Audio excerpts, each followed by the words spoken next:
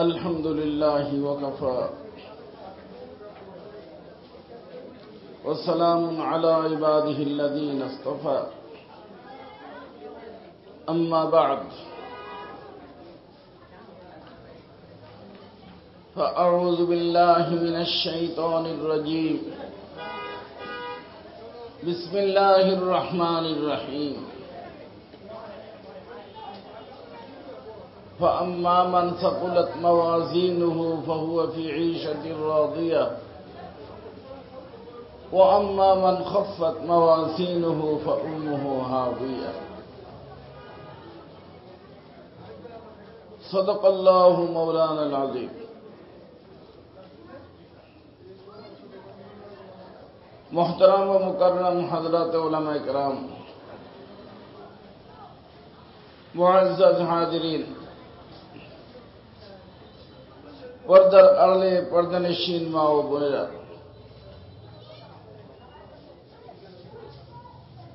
আমরা এখানে যে আমলটা করব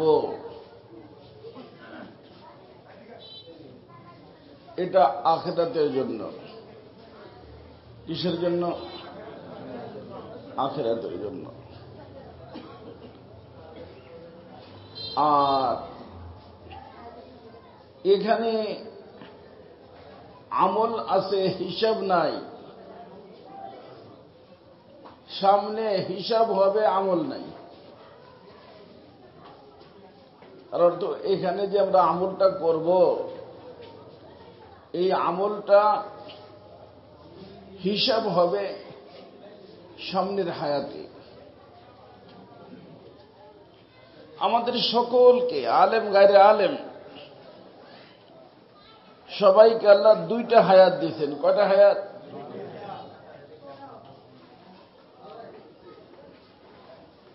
প্রথম যে হায়াতটা আমাদের, এই হায়াতটা সীমিত, শুরুও আছে শেষও আছে। কিন্তু সামনের যে হায়াত, ওই হায়াত শুরু হবে, শেষ হবে না। কথা বুঝছেন? তো ওই হায়াতের মধ্যে আল্লাহ রব্বুল ইজ্জত আমাদেরকে এই যে বিচারারা পড়ছে, হাফেজ হইছে, আলেম হইছে, এদের পুরস্কার দিল, পাগড়ি পরাইলো না? আবার এক গ্রুপ আছে পড়ে নাই, তারা পাগড়ি পায় নাই। একসাথে ভর্তি হয়েছে, পড়ে নাই, পাগড়ি পায় নাই। কিন্তু তাদেরকে এই মাদ্রাসাওয়ালারা ধরে আয় না, জেল দিছে। হ্যাঁ, আবার অনেকে পাশ করছে, পাগড়ি পাইছে। যারা ফেল করছে তাদেরকে কি জেল দিবে? তাহলে দুনিয়াতে পাশ ফেল আছে। পাশ করলে পুরস্কার পায়, ফেল করলে সাজা হয় না। হুজুররা, আল্লাহর ওয়াস্তে আমার কথাটা ভালো করে শুনবেন। এবারে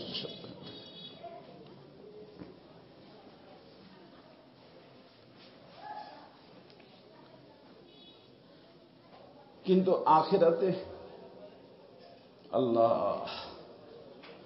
আখিরাতের বিষয়টা উল্টা। যদি পাশ করে যায় তাহলে জাযা, পুরস্কার পাবে। জাযা আমির রব্বিকা আতাআন হিসাবা, জাযা পাবে। আর যদি ফেল করে রে বাবা, তাহলে কিন্তু সাজা হবে। এই জন্য মুখস্থ রাখবেন সবাই, দুনিয়াতে পাশ করলে জাযা পাওয়া যায়, ফেল করলে কি নাই? সাজা নাই। কিন্তু আখিরাতের বিষয়টা হলো পাশ করলে জাযা, ফেল করলে সাজা। তার কারণ আখিরাতে জায়গা হলো দুইটা। জায়গা কয়টা? ওই হায়াতে জায়গা কয়টা? একটা জায়গা হলো যারা পাশ করবে তারা থাকবে, আর আরেকটা জায়গা হলো যারা ফেল করবে তারা থাকবে।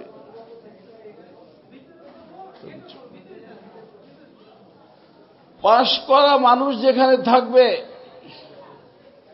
ওইটা হলো আল্লাহ পাকের মেহমানখানা, ওটার নাম হলো জান্নাত।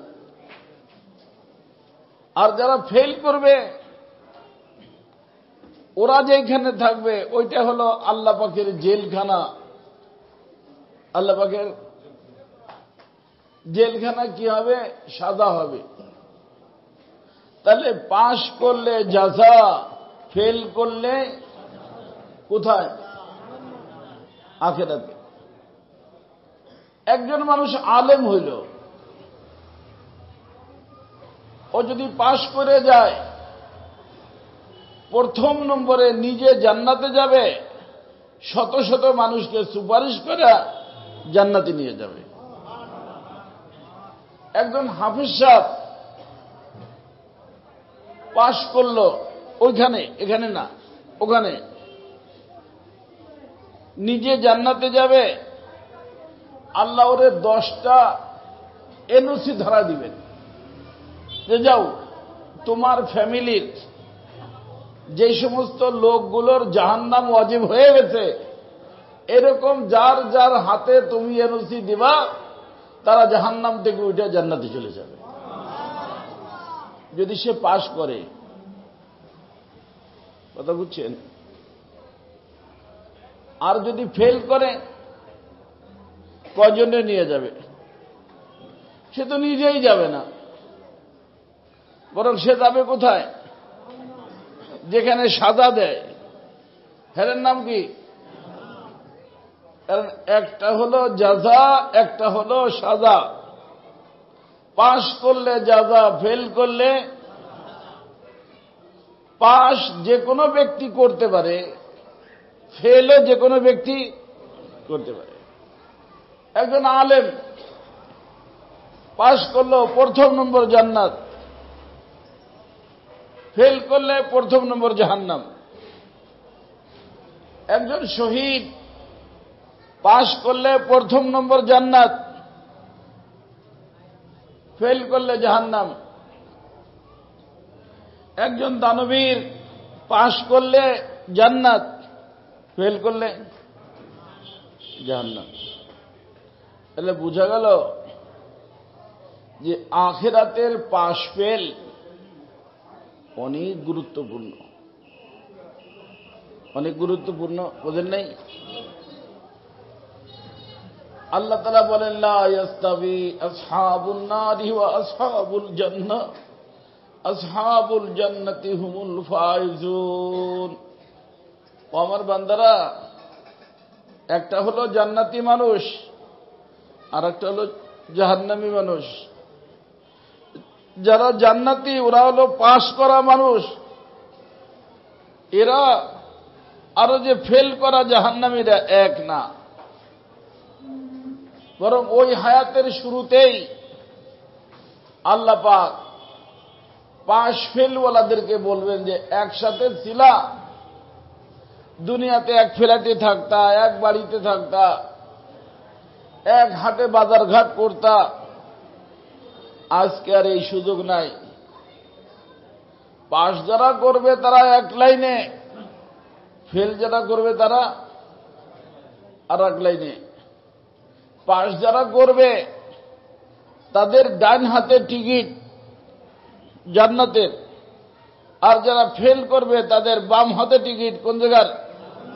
জাহান্নামের। ফাআম্মা মান উতিয়া কিতাবাহু বিয়ামিনিহি ফায়াকুলু হাউ মুকরাহু কিতাবিয়া। ডান হাতে টিকিট আসবে আমলনামা, তারা চিৎকার দিয়ে বলবে যে ভাইও আরে পড়ো পড়ো পড়ো, দেখো আমার টিকিটের ভিতরে জান্নাতের কথা লেখা আছে, আমি তো পাশ করে গেছি।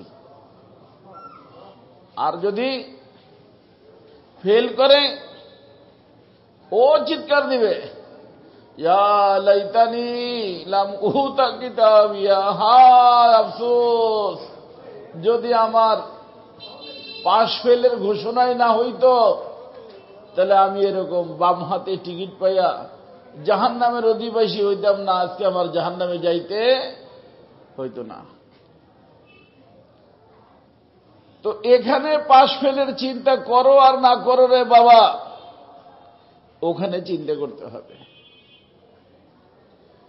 ওখানে পাশ করা নিজের আমলের কারণে, ওখানে ফেল করাও নিজের আমলের কারণে। পাশ এবং ফেল, পাশ যদি করতে হয় আমলের মাধ্যমে,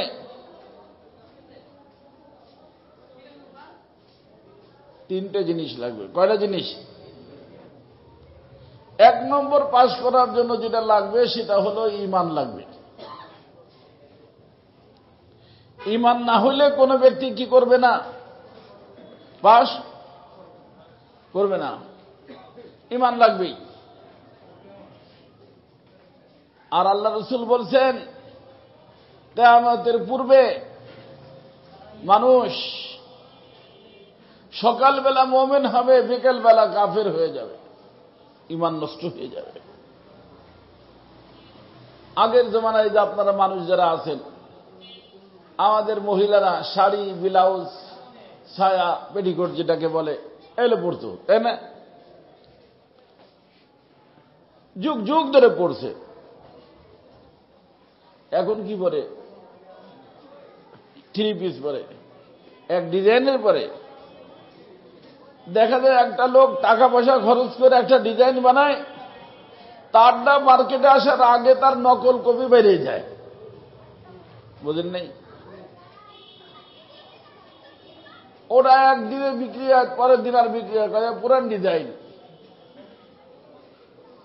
এখানে দুনিয়ার মধ্যে যেরকম প্রতিদিন ডিজাইন চেঞ্জ হইতেছে রে বাবা,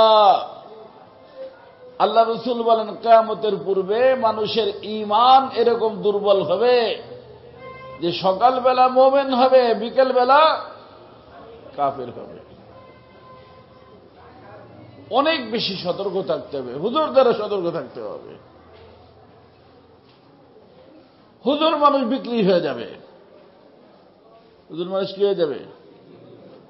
তো বিক্রি হয়ে গেলে কি থাকলো নাকি কিছু? হ্যাঁ, ওই আমার এক ছাত্র মহতামে, ও এক গ্রুপের ভিতরে চলে গেছে, এবং কিন্তু গেলে কে কত মাদ্রাসার টাকা ছিল না, তারা এসে বলছে যে আমাদের সাথে যদি তুমি তাবলিগে সাল লাগাও তাহলে মাদ্রাসা দেখাশোনার ব্যবস্থা আমরা করবো। তাদের সাথে যে সাল লাগাই বলছি, তা আমি ওই গ্রুপ হয়ে গেছি। তো সে কি হয়েছে? বিক্রি হয়ে গেছে। বুঝলেন না? দিন বিক্রি করছে দুনিয়া দিয়া, যার কাছে যা চা থাকে তাই তো বিক্রি করে, তাই না? একজন হুজুরের কাছে দিন আছে, ওটা বিক্রি করে কিনিয়া দুনিয়া নিয়ে। আমাদের শামসুল হক ফরিদপুর রহমতুল্লাহ নাম শুনছেন? এই শামসুল হক ফরিদপুরি রহমতুল্লাহ আলাই, আইয়ুব খান, তারও তো নাম শুনছেন। এই আইয়ুব খান বেচারা, এই যে আমাদের দেশে বর্তমানে জন্ম নিয়ন্ত্রণ আছে না, বার্থ কন্ট্রোল, জন্ম নিয়ন্ত্রণ, এ মানুষ আগে জানতো না, এই লোকটা শুরু করছে। কারণ উদাহরণ দিচ্ছে যে আমার আয় হলো 10 টাকা, দুইজনেই তো খেয়ে পারতেছে না, তারপরে একজন আসছে আর একজন আসলে খাবে কি, তাই না? তার অর্থ কি? ওই আর একজন পাঠায় কে? তো তোমার চিন্তা আছে, আল্লাহর চিন্তা নাই। কি বলেন? তো এই চিন্তায় যদি কোনো ব্যক্তি জন্ম নিয়ন্ত্রণ করে, তার ঈমান নষ্ট হয়ে যায়। ঈমান, কারণ রুজি দিবেন কে? আল্লাহ। ওমা মিন দাব্বাতিন ফিল আরদি ইল্লা আলাল্লাহি রিজকুহা, এই আয়াতের তাফসীরের ভিতরে আসছে মুসা আলাইহিস সালাতু ওয়াস সালাম যাইতেছেন, বড় একটা পাথর দেখছেন। কি দেখছেন? পাথর। ওনার হাতে লাঠি ছিল। বলছে, মুসা এই লাঠি দিয়ে পাথরের লাঠি দিয়ে মারো। বাড়ি দিয়েছেন, 3 টুকরা হয়ে গেছে। তোর ভিতর একটা টুকরা একটু বড়। আল্লাহ বললেন আবার মারো। আবার মারছে, আবার 3 টুকরা হয়ে গেছে। আল্লাহ বললেন আবার মারো। আবার কয় টুকরা হয়েছে? 3 টুকরা। তাহলে এই বড় পাথরটা কয় টুকরা হইল? 9 টুকরা, কালো পাথর। তো ওর ভিতরে উনি দেখেন ছোট্ট একটা পোকা। আল্লাহ, তার মুখের সামনে একটা সবুজ পাতা, গাছের কোনো খোঁজ খবর নাই। পাতা তো গাছেই হয় না, মানে গাছ নাই, কি আছে? সবুজ পাতা।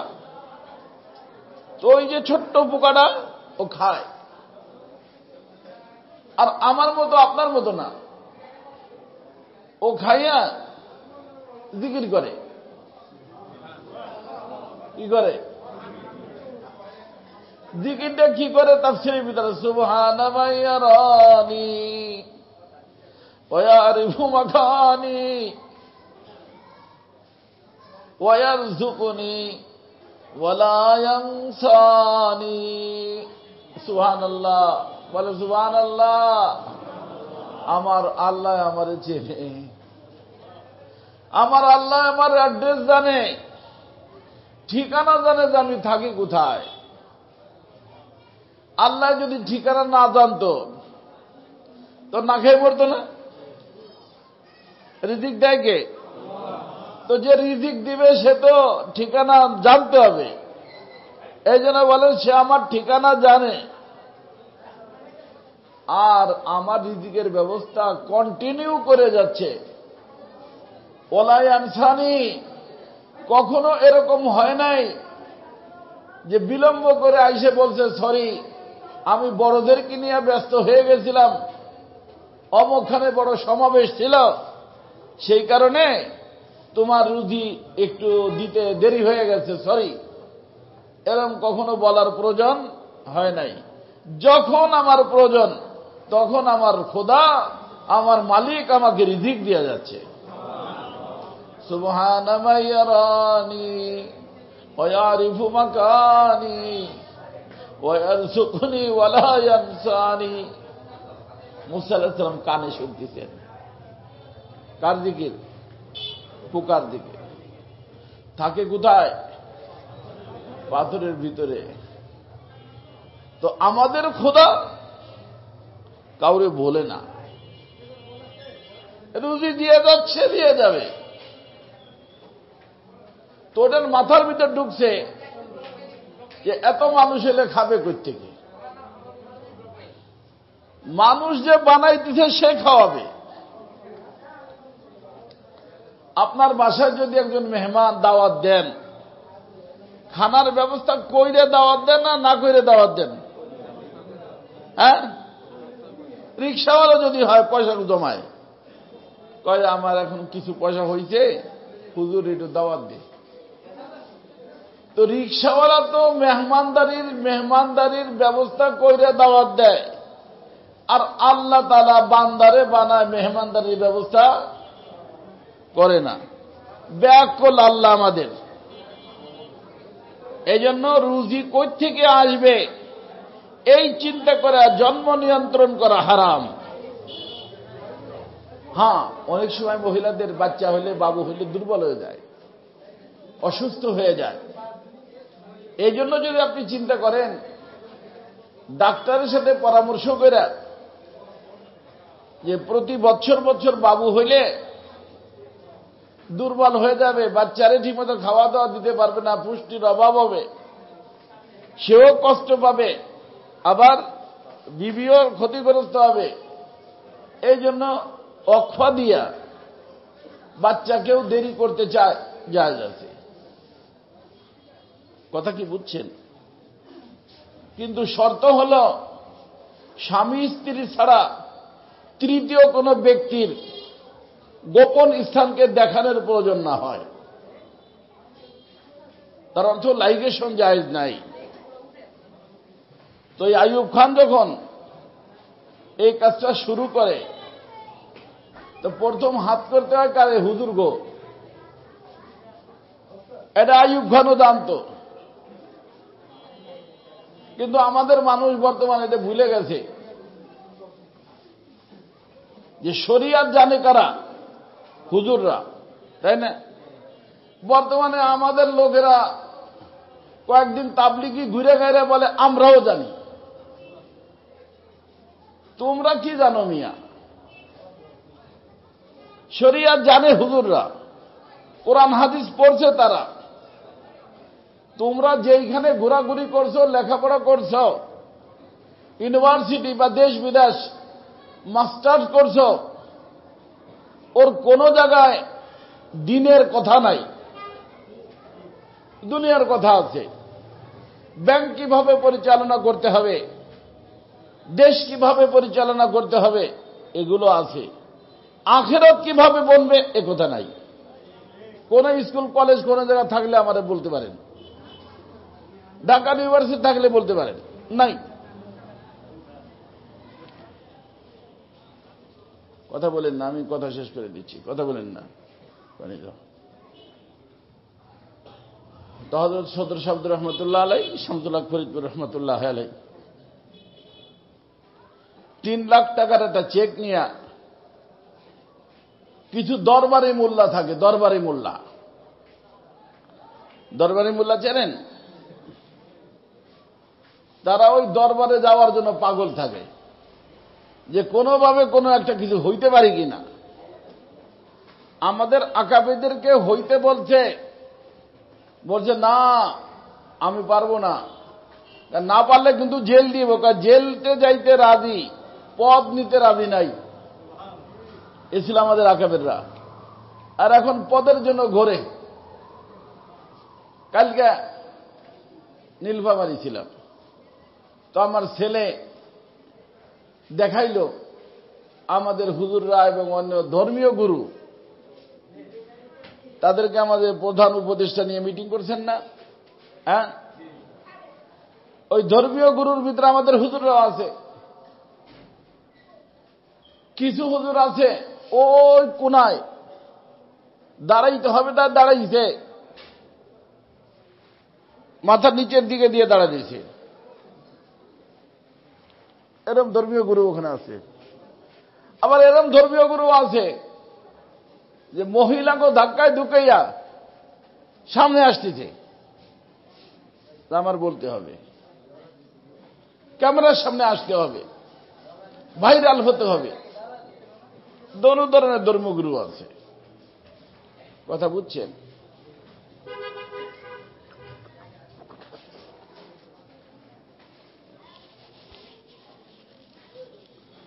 তো দরবারি মোল্লা থাকে, দরবারি মোল্লাদের থেকে সতর্ক থাকবেন। মোল্লা কিন্তু দরবারি। আর আমাদের বুজুর্গরা বলেন নেমাল আমির আলা বাবিল ফকির। এই মাদ্রাসার যারা কমিটির লোক আছে তারা আমার ওখানে খানকায় গেছিল একবার। ওই যে কি এক শব্দ বলল না, মুশিরে আলা, যে আপনি এই মাদ্রাসার ব্যাপারে আমাদেরকে পরামর্শ দিবেন। এই জন্য ওনারা গেছিলেন। তা আমি বলছিলাম যে পরামর্শ দিব, নিতে আসবেন। আমি যাইয়া যাইয়া আপনার ঠিকানা পেয়ে গেলাম যে আপনি বড় সাহেব, আপনার অফিসে যাই আমি পরামর্শ দিয়ে আসবো না। পরামর্শ নিতে আপনি আসবেন। কারণ আপনারা যদি যান, কোথায় যাবেন? মসজিদে যাবেন, তাই না? মনে করেন আমি মসজিদে থাকি, তো বাজার থেকে উঠে গেলেন কোথায়? তো ভালো জায়গায় গেলেন না খারাপ জায়গায় গেলেন? তো খারাপ জায়গা থেকে ভালো জায়গায় গেলেন, আপনি কি হইলেন? ভালো মানুষ হয়ে গেলেন। আর আমি যদি ওখান থেকে উঠা বাজারে আপনার অফিসের ভিতর আসি, তাহলে ভালো জায়গা থেকে কি করলাম? খারাপ জায়গায় গেলাম। তো আমি ভালো হইলাম না খারাপ হইলাম? খারাপ হয়ে গেলাম। আপনি গেলে ভালো হয়ে গেলেন, আমি আসলে খারাপ হয়ে গেলাম। তার কারণ আল্লাহ রসুল বলছেন, ভালো জায়গা মসজিদ, খারাপ জায়গা বাজার। কথা কি বুঝতেছেন আপনারা না বুঝেন নাই? তো ওই বুজুর্গ কি বলেন? নেমাল আমির আলা বাবিল ফকির, বিসাল ফকির আলা বাবিল আমির। ওই হুজুর, ওই দরবেশ সবচেয়ে ভালো যার নিকটে দুনিয়াদাররা আসে দিন শিকার জন্য। কি শিকার জন্য? আর ওই ফকির, ওই দরবেশ খারাপ যে দুনিয়া কামানোর জন্য দুনিয়াদারদের অফিসে ঘোরাঘুরি করে। কথা বোঝেন নেই? দুই ধরনেরই পাবে। তো সদর শাবলুর রহমতুল্লাহ আলাই কারো কাছে তো যাইতেন না। এখন আইয়ুব খান নিজে চেক পাঠাইছে, 3 লাখ টাকার চেক। এখন তো রিক্সাওয়ালা ও লাখপতি, তাই না? আগের জমানায় লাখপতি পাওয়া যাইত, ওই গ্রামগঞ্জে 1-2 জন পাওয়া যাইত, তালাশ করে ইউনিয়নের ভিতরে কাছে, ভাই লাখপতি মানুষ। এখন তো রিক্সাওয়ালারাও লাখপতি, কারণ একটাই যে অটো রিক্সা বানাইতে 1 লাখ টাকা লাগে। তো লাখপতি না? লাখপতি। সদর সাহেবকে দরবারে মোল্লারা চেক দিয়েছে যে হযরত স্যারে পাঠাইছেন। স্যার কিনা? আইয়ুব খান। আপনি তো জন্ম নিয়ন্ত্রণকে বৈধ বলবেন না, আমরাও জানি, আমরাও, কারণ কোরআন হাদিসের বিরুদ্ধে তো আপনি বলবেন না, আমরা জানি। তো স্যারে শুধু রিকোয়েস্ট করছেন, এর বিরুদ্ধে বলবেন না। কি করবেন না? এর বিরুদ্ধে। এই জন্য স্যার আপনার জন্য হাদিয়া পাঠাইছে। কি নাম? ও কি নাম? ওমর ইবনে আব্দুল আজিজ সাহেব রহমতুল্লাহ আলাই, প্রথম শতাব্দীর মুজাদ্দিদ। তিনি বলতেন, কানাতিল হাদিয়া হাদিয়া ফি জামানিন নবী সাল্লাল্লাহু আলাইহি ওয়াসাল্লাম ওয়া আসহাবিহি, আম্মাল ইয়াউম ফাহিয়া রিশওয়া। রাসূলের যুগে, সাহাবায়ে কেরামের যুগে হাদিয়া হাদিয়া ছিল, বর্তমানে হাদিয়া নাই, এটা বর্তমানে হয়ে গেছে ঘুষ।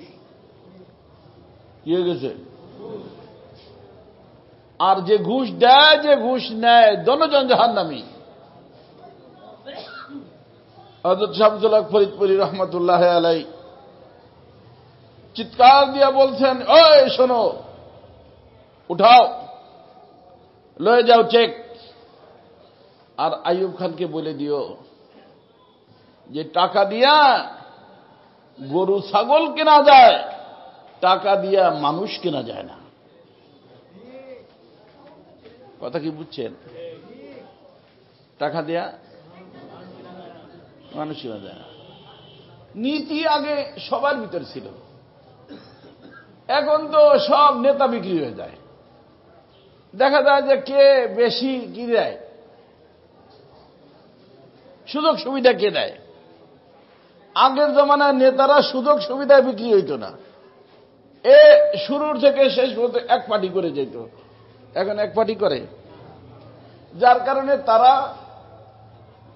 একটা কথা বানায় লইছে যে আমরা তো রাজনীতিবিদ, আর রাজনীতির মধ্যে কোনো কথা শেষ কথা নাই। এটা সত্যি কথা না মিথ্যে কথা? মুসলমানদের এক কথা। মুসলমানদের কি? আপনি নির্বাচনের 10 দিন আগে বলেন, স্যার আসি আপনার সাথে, সুযোগ সুবিধা পাইলেন। আর একজন খবর পাই আপনার নিকট এসে বলছে, আরে ও আর কি সুযোগ দিবে, তুমি যদি হইতে পারো তো মানে আমরা এই করে দিব। আচ্ছা, আমি আপনার সাথে। আগের কথা থাকলো, আগের কথা কি হয়ে গেল? নষ্ট হয়ে গেল।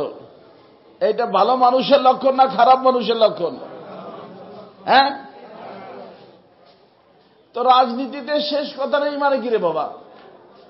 মানে আজকে এক কথা, কালকে আর এক কথা।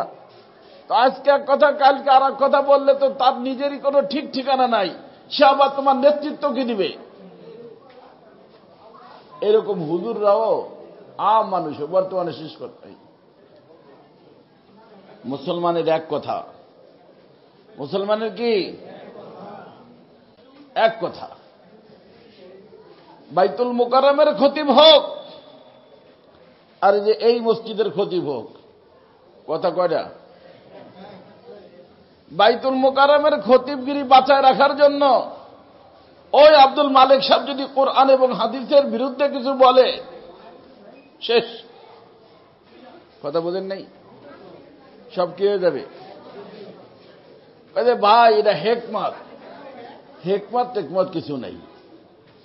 এই জন্য মৌলানার কথা শুনছেন না, সোজাসুজি সম্প্রীতি বজায় রাখতে হবে। মানে তার অর্থ কি? আমারও হিন্দু হয়ে যাইতে হবে, আমার ধর্মীয় কালচারকে ঠিক রাখা তার সাথে সুসম্পর্ক রাখতে হবে। বোঝেন নাই? না আমারটা শেষ করে দিয়ে তার সাথে সুসম্পর্ক রাখতে হবে। এই সম্প্রীতির সবক যদি কোনো ব্যক্তি দেয় তাহলে তার সাথে আমরা নাই। কিন্তু আমরা এর অর্থ এটা না যে আমরা কারো উপর জুলুম করব।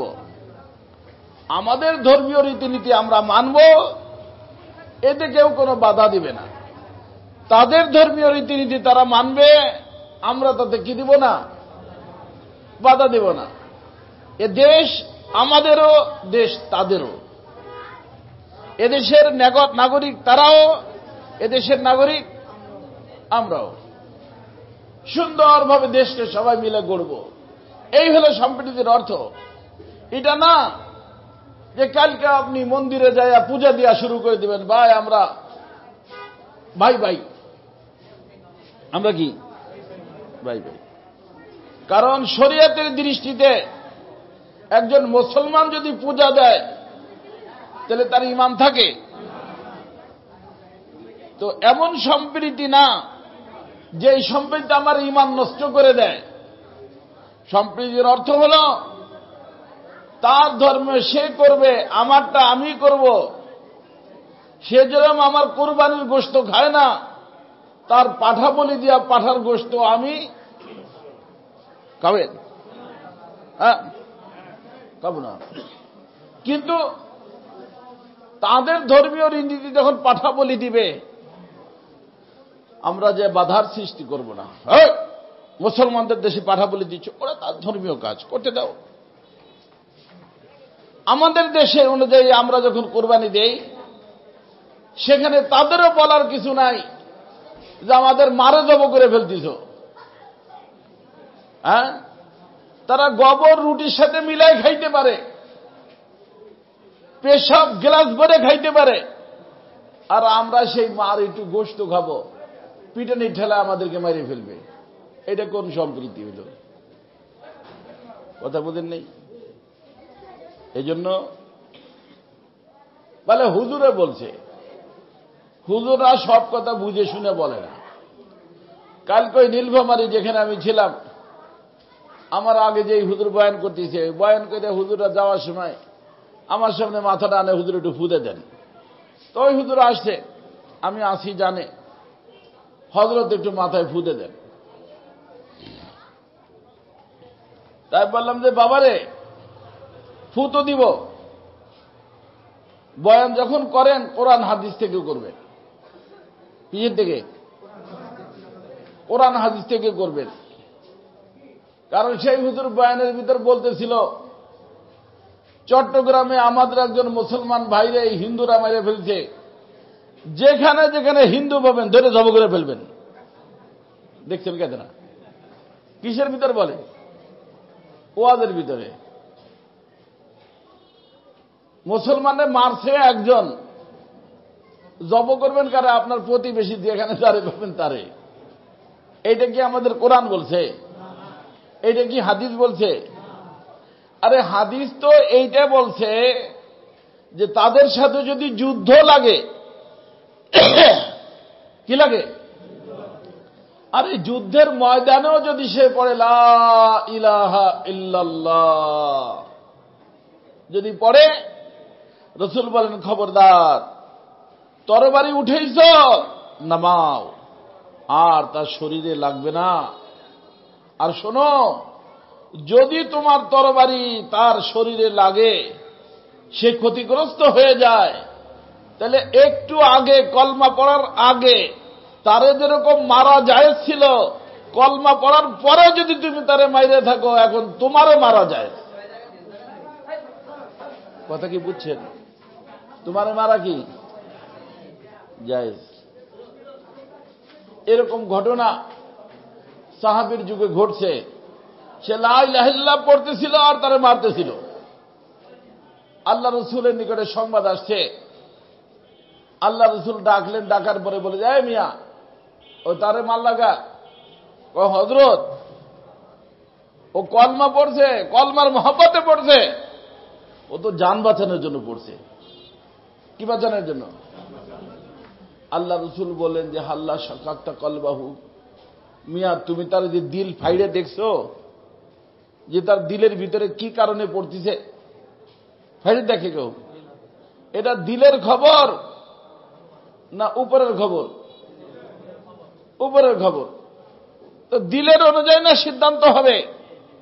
রাসূল বলেন তুমি তার দিল তো ফাইড়ে দেখো নাই, যে সে কেন পড়ল।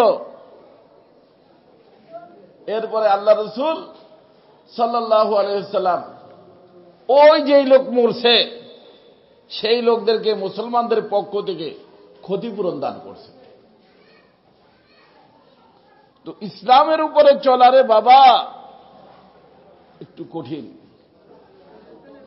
এই যে বর্তমান যে পরিস্থিতি আমাদের চলতেছে, হুজুরও পাবেন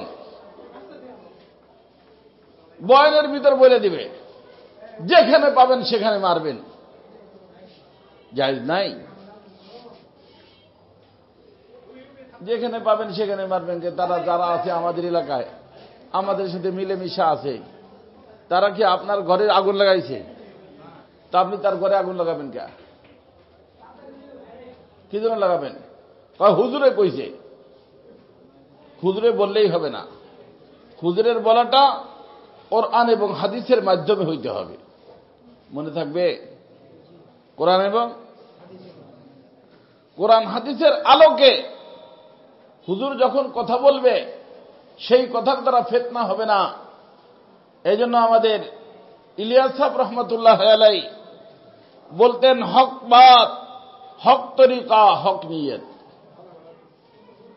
কথাটা হক হইতে হবে, তরিকাটাও কি হইতে হবে? হক হইতে হবে, আর নিয়তটা হক হইতে হবে। হযরত বলতেন, তিন হককে সামনে রাইখা যখন তুমি বিশ্বের ভিতর কথা বলবা, সেই কথার মাধ্যমে মানুষের হিদায়াত হবে। তিন হকের যে কোনো এক হক যদি নষ্ট হয়ে যায়, ওই কথার দ্বারা মানুষের ভিতরে ফাসাদ, গন্ডগোল শুরু হয়ে যাবে। আজকে আমরা বলতেছি ফাসাদ খতম করার জন্য, গন্ডগোল মিটানোর জন্য, দেখা যাচ্ছে বলার পরে আরো গন্ডগোল লাগিয়ে যাচ্ছে। বুঝতে হবে যে এখানে যে কোনো জায়গা থেকে কি নষ্ট হয়ে গেছে? হক নষ্ট হয়ে গেছে। কি নষ্ট হয়ে গেছে? হক নষ্ট হয়ে গেছে। আমি এত লম্বা কথা বলতে চাচ্ছিলাম না, যাই হোক, আমি বলছিলাম কিয়ামতের দিন আমল কি হবে? ওজন হবে না গণনা হবে? ওজন হবে। এই ওজন আমল বাড়বে, দুইটা জিনিস থাকবে। কয়টা জিনিস? একটা জিনিস হলো ওই আমলটা রসুলের সুন্নত তরিকায় হইতে হবে। এক নম্বর, কার তরিকায়? হ্যাঁ, রাসূলুল্লাহর সুন্নত তরিকায়। এক নম্বর, এর মাধ্যমে আমলের স্ট্রাকচার পয়দা হবে, বডি, রাসূলের সুন্নত তরিকার বডি। আর ওই আমলটা জিন্দা আমল হইতে হবে। জিন্দা হওয়ার জন্য ইখলাসের জান থাকতে হবে। কথা বলবেন ভাই? আপনি মোবাইল কেন করতেছেন? শুনবেন না, ভিতরে যান। এখানে মোবাইল করে আমার সময় নষ্ট করতেছেন। কয়টা জিনিস, আমলের স্ট্রাকচারটা কি হইতে হবে? কি দিয়া? দুটা জিনিস থাকে না যে কোনো আমলের মধ্যে, যেরকম আমরা জিন্দা, একটা হলো বডি আর একটা হলো জান, তাই না? তো আমলের বডিটা হবে কি দিয়া? আল্লাহ রসুলের সুন্নত তরিকা দিয়া। নামাজটা যখন রসুলের সুন্নত তরিকায় হবে, নামাজের বডি তৈরি হইল। এখন এই নামাজ আপনাকে নিয়ে জান্নাতের দিকে উড়তে হলে জান লাগবে। সেই জানদার নাম হলো ইখলাস। কি নাম? ইখলাস। তাহলে সুন্নত তরিকার আমল, তার ভিতরে যদি ইখলাসের জান থাকে, ওটা জিন্দা আমল। এই জিন্দা আমল যখন মিজানে রাখা হবে, তখন মিজানের পাল্লা ভারী হইয়া তার জন্য জান্নাতের ফয়সালা হয়ে যাবে। আর যদি সুন্নতের বডি আছে, জান নাই, মুর্দা, আর মুর্দা হইলে তার ভিতরে তো জানি নাই, সে জান্নাতে নিয়ে যাইতে পারবে না। ফাওয়াইলুল লিল মুসল্লিন। মুসল্লি মানে কি? নামাজি। নামাজ পড়ে যাবে কোথায়? জাহান্নামে। কেন? ওই নামাজটা যদি সুন্নত তরিকার নামাজও হয়, নামাজটা কি সুন্নত তরিকায় অনেক সুন্দরভাবে পড়ছে, ধীরে সুস্থে আরামে পড়ছে, কিন্তু ভিতরে ভিতরে মনে মনে কি আছে? আমি এইরকম সুন্দরভাবে আস্তে আস্তে যদি নামাজ কালাম পড়ি, এই এলাকায় নতুন আসছি, এলাকা সব লোক বুঝবে যে সুবহানাল্লাহ, একজন আল্লাহওয়ালা মানুষের আগমন আমাদের মহল্লায় ঘটছে। তো কালকের থেকে দাওয়াত সাওয়াত যা দিবে সব কারে দিবে? আমারে দিবে। এই জন্য নামাজটা কি পড়ে? সুন্দর করে আস্তে দিয়ে পড়ে। সেটা ইখলাস হইল? হ্যাঁ, ইখলাস হইল? ইখলাস হইল না। নামাজের বডিটা ভালো, সুন্নত তরিকার বডি হয়ে গেছে, কিন্তু ভিতরে কি নাই? জান নাই। নামাজটা মুর্দা নামাজ। রসুল বলেন এই নামাজটা মুর্দা হওয়ার কারণে এই নামাজটা তাকে কোথায় নিয়ে যাবে? জাহান্নামে নিয়ে যাবে। এই যে এখন হুজুর আসবেন, হয়তো এই মাদ্রাসার জন্য কালেকশনও করবেন, আপনারা দিবেন, কিন্তু দুইটা জিনিসের খেয়াল রাখবেন। কয়টা? হালাল পয়সার থেকে দিবেন। কি পয়সা থেকে? না হারাম পয়সাতে দিবেন। কারো টাকা মাইরে আনছেন, ওই মাইরে আনা টাকাতে দিবেন? হালাল পয়সাতে দিবেন। আর 2 নম্বর, একমাত্র আল্লাহ রাব্বুল ইজ্জতের সন্তুষ্টির জন্য দিবেন। কয়টা হইল? তাহলে আপনার এই দান আপনাকে নিয়ে জান্নাতে চলে যাবে। আর যে কোনো একটা যদি খতম করে দেন, দান হবে, নামও হবে, কিন্তু নিয়ে যাবে কোথায়? জাহান্নামে। দানও করলাম, জাহান্নামে গেলাম, লাভটা কি? লাভ হইল খাসিরাত দুনিয়া ওয়াল আখিরা যালিকা হুয়াল খুসরানুল মুবিন। ওই এক বেচারা সভাপতি হয়েছে, 5 লাখ টাকা দিচ্ছে এক মাস যায়। সত্য ঘটনা। কয় লাখ? হুজুররা আছে না? এই জন্য আমি বলি হুজুর গো, হুজুররা আপনারা নিয়ে জান্নাতে যাবেন, আর উম্মতকে শিখাবেন তারা দিয়ে জান্নাতে যাবে। নিয়ে আপনি যাবেন কোথায়? আর তারা দিয়ে যাবে কোথায়? কিন্তু হুজুর যদি শিখায় যে হাজী সাহেব আপনি এত সম্মানী মানুষ, এতদিন ধরে এলাকায় আছেন, আল্লাহ ধন সম্পদ কত দিছে, কিন্তু আপনার এই মাদ্রাসায় কোনো পোস্টই নাই। তো আমি এইবার চিন্তা করছি, মাহফিল আসতেছে, ঘোষণা দিব আপনার সভাপতি বানানোর। মাদ্রাসার দিকে একটু খেয়াল টেয়াল রাখেন। কি হুজুর, আপনি যখন আমার খেয়াল রাখবেন আমি আপনার খেয়াল রাখবো না, বোঝেন নাই? তো তারে পাম্পটি দিছে কিসের জন্য? মাদ্রাসা খেয়াল রাখার জন্য। আর সে পাম্পটিতে পড়ছে কিসের জন্য? পদ পাওয়ার জন্য, বোঝেন নাই? তো আল্লাহর কাছে কি পাবে রে বাবা? তো ওরকম একজন 5 লাখ টাকা দিছে, কিন্তু ওই হুজুরের হাতে সভাপতি বানানো, জনগণের হাতে। জনগণ তার সভাপতি বানায় নাই। তখন সে বলছে, হুজুর আমার টাকাটা ভালো মানুষ যদি হন আমার বাড়িতে যাইয়া বাসায় যে দিয়েছেন। কিন্তু হুজুরে তো টাকা দিয়ে বিল্ডিং বানায় ফেলছে। টাকাতে কি করছে?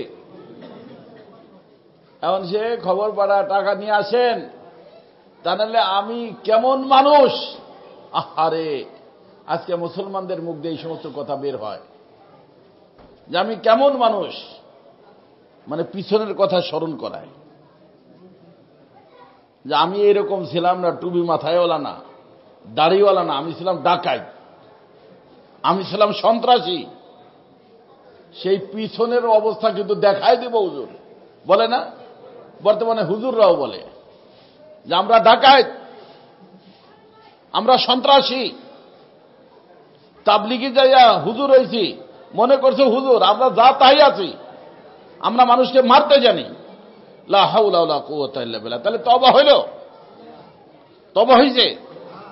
ये तो हाल तेरा जाल है, मकसूद तेरा माल है, अजब तेरा चाल है, लाखों को अंधा कर दिया। हाल বানাইছো, এটা জাল, টাকা কামানোর লাইন বানাইছো। কথা কি বুঝতেছেন? আল্লাহ মাফ করুন। কি খবর পাঠায়? তাহলে কিন্তু আমার প্রথম অবস্থা আপনি দেখবেন।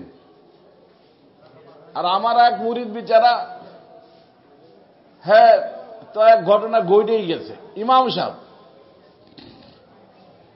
তারে ওই এলাকার থেকে আর এক এলাকায় পাঠাই দিয়েছে। মসজিদের মুতাওয়াল্লি সভাপতি, তার বাড়ির সাথে গন্ডগোল, তার মেয়ে অসুস্থ হয়েছে, হুজুরে ধরে নিছে, ধরে নিয়ে রুমে বসাইয়া হাতুর আনছে, একটা লোহা আনছে, যে বড় প্যারাক থাকে না, ওইটা আনছে। কাজে হুজুর এটা কি জানেন? কাহা জানি। কি এটা প্যারাক, এটা লোহা, হাতুড়ি। আনছি কি যেন জানেন? কেন তা তো আমি জানি না। ওই হুজুর আবার তাবিজ দেয়, বুঝছেন? আমার সাথে সম্পর্ক রাখে, সত্য কথা বলতেছি। তো ওই লোকটা কি করছে, টুপিটা নামাইয়া এখানে রাখছে, রেখে বলতেছে যে আপনি যে আমার ভাইয়ের কথায় আমার মেয়ের উপরে জাদু করছেন, এই এখনই জাদু কাটবেন, যদি কাটেন তাহলে বালা, মসজিদের ইমামও থাকবেন, সব ঠিক। আর যদি আপনি জাদু না কাটেন, কিভাবে কাটবেন সেটা কিন্তু আমি জানি, এই জন্য টুপি খুলে রাখবি। টুপি তো আপনি এখন দেখতেছেন, এরকম টুপি ছিল না। এরম করে করে কত কিছু করছি। এ লোহা ধরছে আর হাতুড়ি ধরছে, যে এখানে হাত রাইখা আপনার এখানে এই প্যারাকটা রাইখা কি দিব, বাড়ি দিব। তারপরে আপনি আমার মেয়ের জাদু কাটবেন আর কত বাবা বাবা করবেন। দেখছেন কেদরা?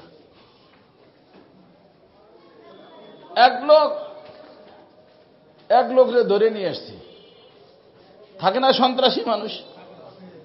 এখন বাবা হজ করে আসছে, জিজ্ঞেস করতে বাবা করব কি? কয় বেটা সব কথা জিজ্ঞেস করতে হয়, আমি এখন হজ করে আসছি, ওইগুলো কি আর এখন বলা যায়? যদি হজ না করে আসতাম বলতাম ওই খালের ভিতর নিয়ে জব করে মাটিতে দাফন করে। হজ না করে আসলে বলতো, এখন হজ করে আসছে, এখন কি বলা যায়? কথা বোঝেন নেই? তা আমাদের বর্তমানে তওবা এই ধরনের। আস্তাগফিরুল্লাহ। আমার দোস্ত ওই বেচারা শেষ পর্যন্ত কি করবে, বলছে যে আমি তো তাবিজ লিখি, কিতাব দেখা, কিতাব রয়েছে মসজিদে, তখন এক লোক ডাক দিতে কারে হুজুরে লেজা মসজিদে কিতাব নিয়ে আবার আসবি। তো বলছে হুজুর কিতাবটা আপনি বার করেন, আমি পেশাব করে আসি। কোথায় গেছে? আর ও কিতাব কিনিবে, দে দৌড়, দৌড়ে আমানি করে ঢালকানো করে আসছে। ঢাকারই ঘটনা। তা বললাম বাবারে তুই ওইলা কার যাস না, সামানপত্রে থাকুক করে হাজির সাহেব ব্যবহার করবে, তুই যা কোথাও যা, আল্লাহ তার রুজির ব্যবস্থা করবে। কথা কি বুঝতেছেন? আল্লাহ। এই জন্য আমার দোস্ত, ঘুষের টাকা দিবেন না, সুদের টাকা দিবেন না, হারাম টাকা দিবেন না, হালাল টাকা দিবেন। আর কি জন্য দিবেন? একমাত্র আল্লাহ পাককে সন্তুষ্ট করার জন্য দিবেন।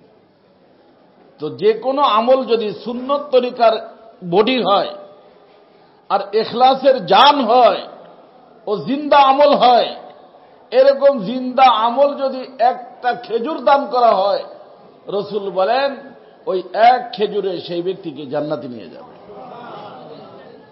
পারা যাবে না ইনশাআল্লাহ? এই যে এখন এই যে হুজুর আসবেন, কালেকশন প্রত্যেক মাহফিলেই হয়, আমি জানি করে, আপনাদের এখানেও করবে। খবরদার, পদের জন্যও দিবেন না, হারাম টাকা দিয়েও দিবেন না। মনে থাকবে আমার কথা? এই সবাই মনে রাখবেন। দিবেন কার জন্য? আর কি টাকা দিয়ে দিবেন? না চুরির টাকা দিয়ে দিবেন, ঘুষের টাকা দিয়ে দিবেন? দিবেন না। ইনশাআল্লাহ মাদ্রাসা আল্লাহ পাক চালাবেন, আল্লাহ পাক ব্যবস্থা করবেন। কমিটির লোককে আমি ওই সময় বলছি, এখনো বলতেছি, সামনেও বলবো, যদি আমার কথা শোনে, না শুনলে আমার কিছু করার নাই। আল্লাহ তাআলা আমাদের সবাইকে আমলের তৌফিক দান করেন। সুবহানাল্লাহি ওয়া বিহামদিহি, সুবহানাল্লাহিল আযীম।